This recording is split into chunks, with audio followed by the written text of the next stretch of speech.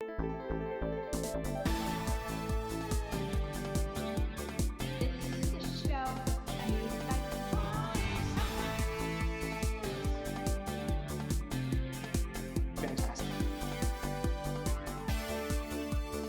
For 20-somethings.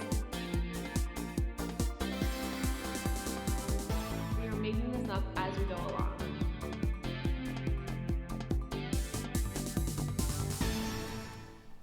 Good evening and welcome to 20-somethings, a show for 20-somethings by 20-somethings.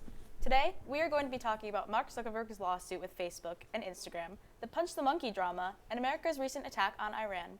I am your host, Alyssa Parenti, and today I'm joined by my lovely co-hosts, Gabby, Mike, and Cole. How's everyone doing? Not too bad. Good. Good. Our first topic for today, this just in. The brain rot epidemic is finally coming to the end. Some of the biggest social media competitors from Facebook to TikTok are now facing federal and state trials that seek to hold them responsible for harming its users, especially children's mental health. The lawsuits have come from school districts, local, state, and federal government, as well as thousands of families. Let's see a clip. Zuckerberg spent much of his time on the stand talking about age restrictions for Instagram. No one under 13 is supposed to be on the platform, although we know a lot of kids certainly get around that. And they say whenever they find someone under 13, a profile under 13, they remove it. This is important because the plaintiff in the case says that she started using Instagram when she was 9 years old. She is 20 now, and she says that early use of social media caused her harm to her mental health. The question is, and I think plaintiffs' attorneys are trying to demonstrate this, is that not only did Facebook know that teens younger than 13, children younger than 13 were using Instagram, that they actually encouraged it and tried to capitalize on that. And they did that by showing a number of exhibits, also talking to Mark Zuckerberg about how they used to track the number of minutes that teens spent on the site. And Zuckerberg said earlier on in the company, we did have these goals, and we decided we didn't want to focus on time, but utility and value instead. I have a basic assumption that people will find something. If they find something useful and valuable, they'll use it more. And that's different than having a team with a goal to get people to spend more time. But it's also kind of the same thing, right? If you build it and you do a good job building it, they'll come and they'll spend a lot of time there. But they brought up some examples from a presentation in 2017 where they basically said that their goals were to increase the time on the platform between 13-year-olds and those up. And it actually says the goal, increase U.S. time spent. Big bets for 2017, under 13. So again, trying to show that Facebook was aware that people under 13 were using the platform and that they tried to take advantage of that. Well, what do we think?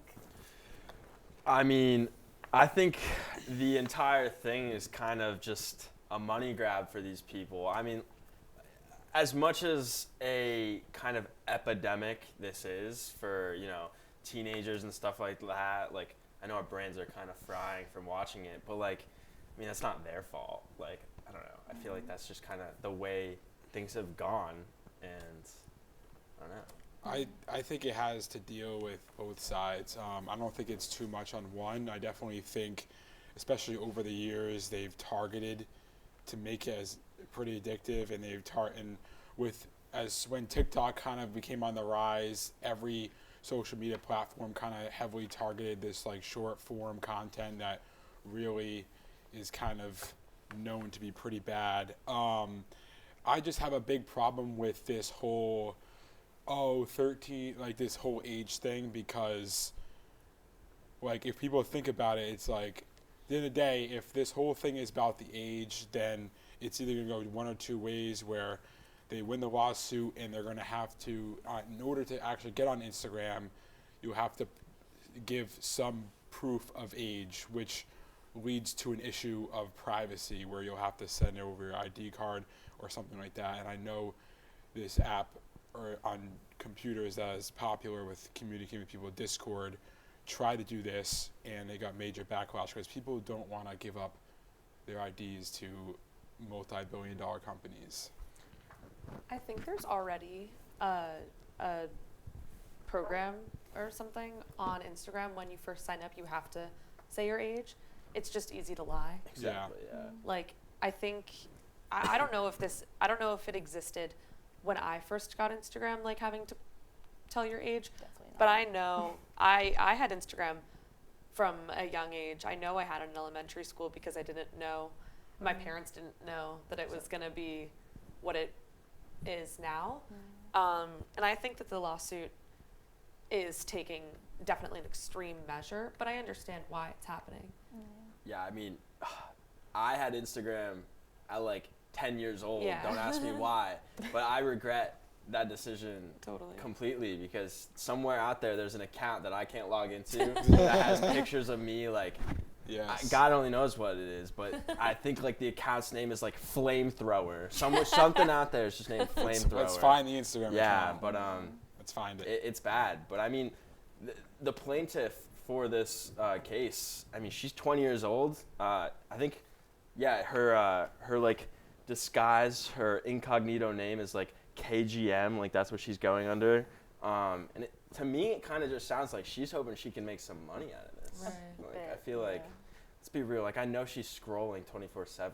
Like, Yeah.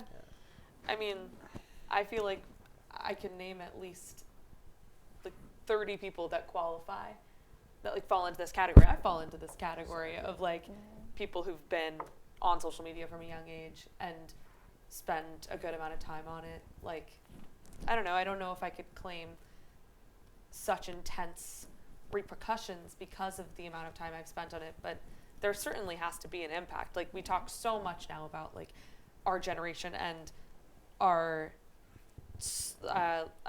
like attention spans and how they're slower, and just the way we consume media is so different. Like, I don't know. I think that there's a lot of interesting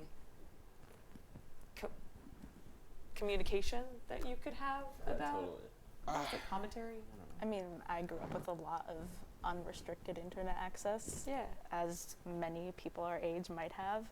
And to be real, I did face kind of the negative repercussions of it. And I saw a lot of things I really didn't want to see. And just because I was trying to go some more positive, I ended up seeing a lot of things I really didn't want to see. And I think maybe it doesn't need to be taken to such extreme measures, but definitely some kind of thing to control it. You know? I think it's more on the priority of, especially now, as like families now are getting kids, and they kind of understand how social media can impact. I think it's more of a priority on the parents to actually do the right thing. Like, a kid should not.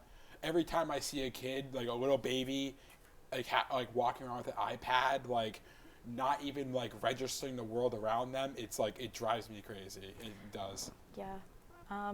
Moving on to our next topic. In more pressing news, this past Saturday, the U.S. launched major combat operations along with Israel against Iran in an aerial assault, killing Supreme Leader Ali Khamenei and other senior officials. Here's a video to catch everyone up.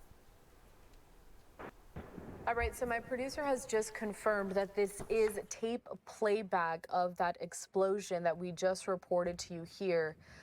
The Associated Press saying that Israel has launched yet another strike in Tehran, so that is the capital of Iran, and this follows several of those strikes that happened early on Saturday morning, those strikes in coordination between the U.S. and Israel. So I'm going to leave these images here on the screen just so, again, you can get the full picture of what it's looking like on the ground there, specifically in Iran. President Trump had been warning for the last several weeks that military action was possible against Iran amid those nuclear talks that were being mediated by Oman's foreign minister. Those talks had been going on for the last 3 weeks or so. They were happening in Geneva, Switzerland.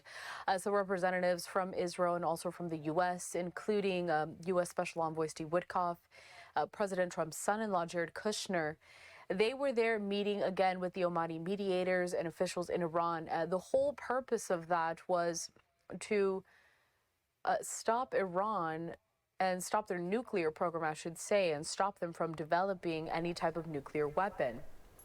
Wow. For more context, it was said to have occurred ahead of Tehran's nuclear program ending without a deal, with Iran launching counterattacks throughout the Middle East in retaliation. What do we think about this, guys? I mean, to start it off, kind of opinions aside, I'd like to take the names of the operation into consideration. I mean, I honestly think the names are pretty badass. I mean, the U.S., they named it Epic Fury. I mean, how much harder of a name could it have gone? And I know Israel called it the Roaring Lions Roar. They did, yeah. It's pretty cool. So, I like this is it's crazy, but this is like it blows my mind how much goes down in the Middle East solely based off of oil. This is for Trump to, because Netanyahu has Trump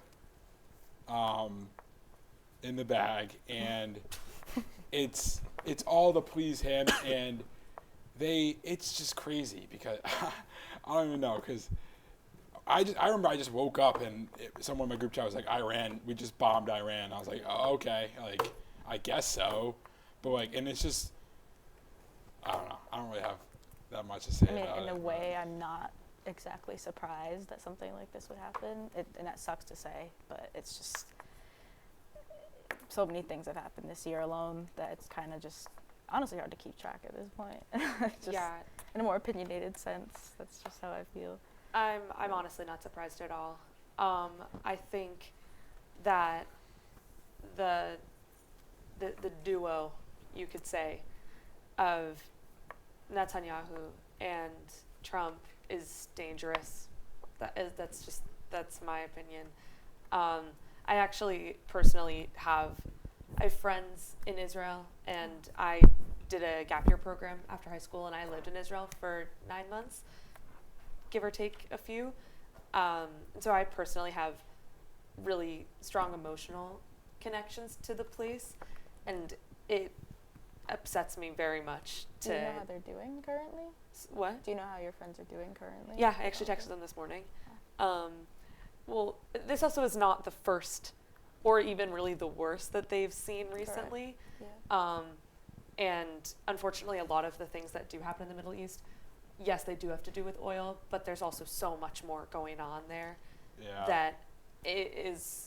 But it's we never, don't have enough time to really never, unpack It's it. never going to end due to that, unless they like. That's a big driving force that like keeps it going. That doesn't That's part of it. stop the roller coaster, and not just Israel, but everyone, like Syria and all of the surrounding areas around it, because like China's involved. Like every major like military force like has allies in there because they need oil supply chain. So It's true. The oil situation there obviously is a huge factor, but there's also a huge religious factor that plays a major role in the conflict there. Again, we don't have enough time to talk about all of this, but also the issues with Iran and the United States, just to switch gears. This is also not the beginning of that. There's Absolutely not. been so much tension for years. Like when Trump entered his office. Thank you. What? When Trump entered, he got rid of the sort of peace deal that Obama signed during his presidency.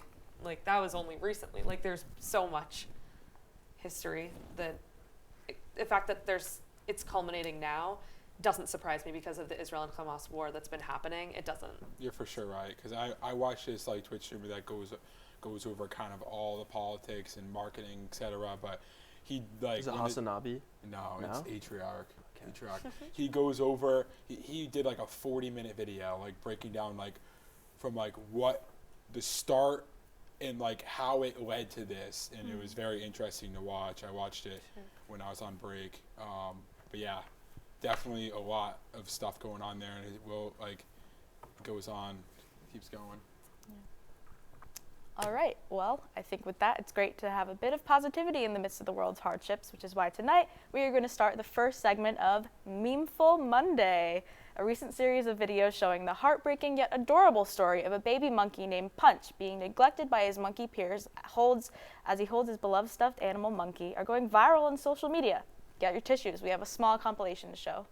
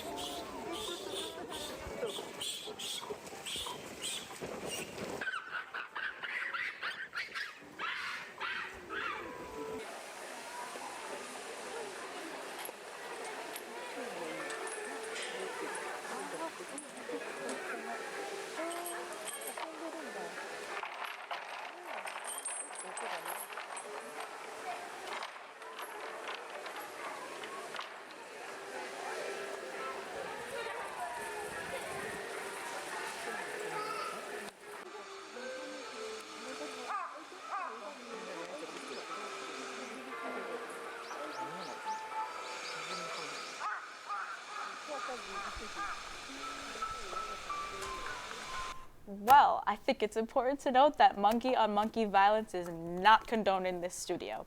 What do we think after seeing that, guys? Oh my god, he's so cute. I could die. Oh my god, he's so adorable. Don't hate me. I thought it was so funny Oh when he was my. getting dragged across that ground. I It was hilarious. I just wonder why these things The happen. screams. What goes through their heads, if anything at all. Like, Because he was what's the looking science at, behind he was looking it, at you him know? funny, you know? Yeah, they said his name was Punch, and they were like, we gotta punch. yes, we have to We're like, give yeah, him no, his it's game name. over. I just think it's amazing that the monkey stuffed animal is bigger than him. Yeah. So cute. Oh my Like, I don't know who gave him the stuffed animal. Actually, I saw some more videos on it today before coming in, and I saw that, like, the reason why he only has a stuffed animal, if you look at the pen that they're in, it's actually, like, not very, like, stimulating for them. And it's in Japan, I believe, is where Punch originates from. And the zoo that he's in overall was just known to not be very good to their animals in that sense. Like, Yeah, I think the zoo like came out with a statement recently that was like, Yeah. Punch is okay. Yeah. Like, we promise. Like, yeah, but it's just like, I wonder if that's why, you know, Yeah. if he has a stuffed animal because that's all that he has. I'm Well, wondering. the stuffed animal thing was that he was originally abandoned by his Right. mom Which is so sad. after birth. No, I can't get into There's gotta it. be a reason. I, Right? maybe he's horrible. They had differing political opinions. And it's just, yeah. I mean, what? This happened at the. I could be completely butchering this name, but it's like the Ichikawa City Zoo Yes. in Chiba Prefecture, Japan. Yes. Wow. He's been And studying that. going back to the stuffed animal, I mean, did you guys hear that? Because this stuffed animal came from IKEA, and the stuffed animal in this past week, or maybe last week, it sold out That's crazy. on IKEA's website, and IKEA does not sell out of things, number one. Interesting. And I think it went for like $20 on IKEA's website. course. People They are jack up their reselling price. it on eBay for close to That's why it sold out. $150 to $400. I feel like this Crazy. ties back to our Scalpers. first segment of Yeah. like brain rot and like why are people profiting off of it? crazy. It's It's insane. Crazy. It will always, like, once there's a trend like this, people will do it just to try to resell it. For example, like, I know we're going a little off topic, but Pokemon, like, people will buy that just to resell it, and it's, since they do that, the price goes up. Like, Yeah. it's sold out from IKEA because people go, hey, like, let's sell it out and then resell it. Because this is, like, a big thing on TikTok, I guess, but. Does anybody think about Mudang? The little pygmy hippo? You don't even remember. It's another animal trend. Like, I just feel like these things just happen so quickly. It's true. You know, it's like That's why we need to get Punch out of here. Oh. I'm already sick of him. I want to adopt justice him. for Punch. I It want kind of Punch. reminds me of Harambe. Like, Not even close. Harambe died for us, okay? Punch is just there. Like he's Okay, but he is so cute. You have to admit, he's a very cute little monkey. like 4 months, and you will not be saying that anymore. You I don't 4 months, we won't come even to remember 4 months Punch. from now. He's already been around for about a month now, I believe, and just this past weekend, it's been so popular that him and his mother even made a guest appearance on SNL. We have a photo that will be included of Marcelo Hernandez and Sarah Sherman in monkey costumes. I will say I watched SNL this weekend and I hadn't heard about Punch until seeing the skit, and I was watching it with my friends and they were like, oh my god, Punch, and I was like, what the hell are you guys talking about? Like, what on earth is actually going on? And then I educated myself, and As you oh my should. god, I I love this monkey, I really do. And The maternal instincts. no, it's I true. feel It kicked right towards- in because when I saw that video when he was getting abused, I couldn't handle myself. I think But that it's really sad though. The thing like with the with the stuffed animal, like I can't handle this giggling. I think it's so Like funny. I can't. Bringing like a tear to my eye. It's so Like- funny. Like laughing tears. This Like- thing though with the stuffed animal though is like he's No, abandoned by his mom, and then he attached himself to the stuffed animal because he didn't have a mother. Like, are he we was attaching kidding? himself to the caregivers also. I heard one of them is just. I mean, Oh my God. think- I just like. At the end of the day, the monkey's fine. I just think it was. I think it was hilarious. Like he got swung around like a helicopter. Like, Oh, if I could no. replay that. I think with that. laughing too. I think with that is enough. We have enough monkey business going on right now. Oh. So See what you did there. unfortunately, Good one. we are out of time for today. Thank you so much for joining us tonight. As always, thank you for watching, and we'll see you next time. This is Alyssa Parenti here to say, be kind to one another and stay safe. We'll see you next week on 20 Somethings TV. That was good.